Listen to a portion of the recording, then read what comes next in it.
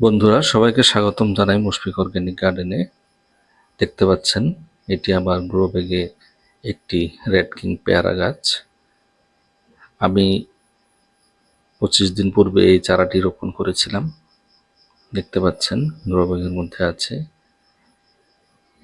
তো এই গাছটির উপর থেকে 2টি ডাল বের হয়ে আসছে। তৎসঙ্গে কিছু পেয়ারার ফুলও এসেছে। 4টি ফুল এসেছে 2টি ডালের মধ্যে, দেখতে পাচ্ছেন।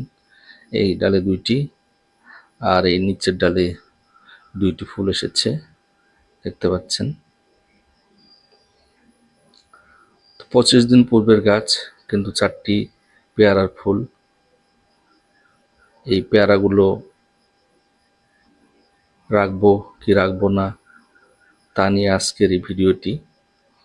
এর আগে আমার আরেকটি গাছ 3 মাস পূর্বের গাছ আছে, সেই গাছে আমি কয়েকটি পেয়ারা রেখেছি, দেখতে পাচ্ছেন।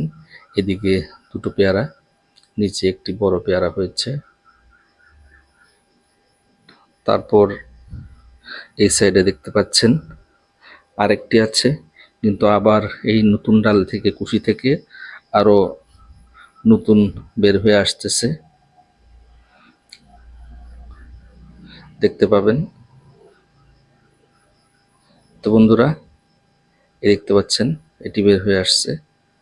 তো আমি এই ফুলটি রাখবো না, কারণ গাছটিতে ওভারলোড হয়ে যাবে। এমনিতে গ্রোথ কমে গেছে গাছটির, তো সেই জন্য এটি হাতের দ্বারা আমি ছিঁড়ে ফেললাম। দেখতে পাচ্ছেন এভাবে যদি ছোট গাছের চারা গাছে পেয়ারা আসে, তাহলে আপনারা হাত দিয়ে ছিঁড়ে ফেলবেন। এটি রেড কিং পেয়ারা গাছ। তো আমি পেয়ারাগুলো দেখার জন্য কয়েকটি পেয়ারা রেখেছি, অনেক আরো হবে, কিন্তু সেগুলো সব ছিঁড়ে ফেলবো। এই গাছে একদম নেওয়া যাবে না, কারণ 20 দিন পূর্বে লাগিয়েছি। তো সেই জন্য আমি হাতের দ্বারা এই গাছের ফুলগুলো ছিঁড়ে ফেলবো। দেখতে পাচ্ছেন আমি ছিঁড়ে ফেলতেছি।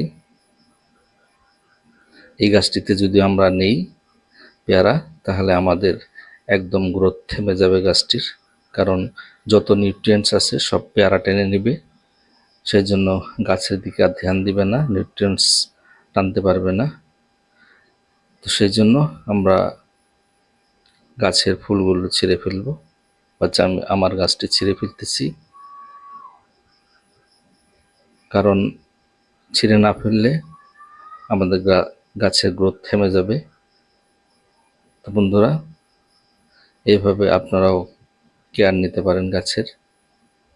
কেমন লাগলো ভিডিওটি কমেন্টসের মাধ্যমে আমাকে জানাবেন।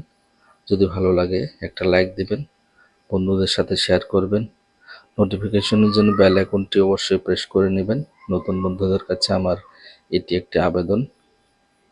তো সবাইকে ধন্যবাদ জানাই আজকের ভিডিওটি এখানেই শেষ করে দিলাম। সবাইকে ধন্যবাদ।